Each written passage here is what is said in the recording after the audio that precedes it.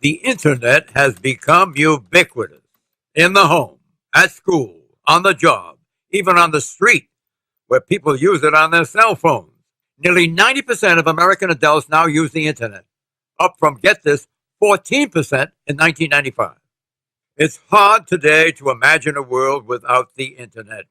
But is the internet, as we know it, subject to change?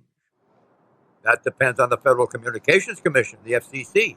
The agency, which, get this, makes decisions independent of the president and Congress, has signaled that it would allow big telecom and cable companies which provide internet access to millions, like Verizon and AT&T, to charge higher fees to internet companies to ensure their content is delivered to consumers faster. Those companies, hypothetically, would pass on those higher fees to consumers.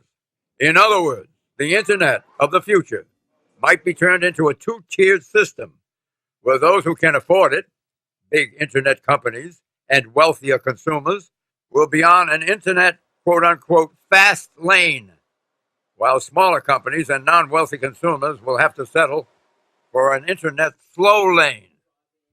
Well, the idea of faster and slower lanes and higher fees isn't sitting well with many internet companies like Netflix, Reddit, and Tumblr that provide content to consumers.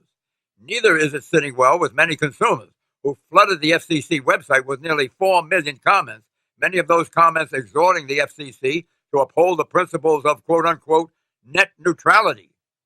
That is, all content and data on the internet should be treated equally accessible, and at the same speed. A level playing field. One notable advocate of this net neutrality, President Obama, who weighed in big this week. That's why I'm urging the Federal Communications Commission to do everything they can to protect net neutrality for everyone.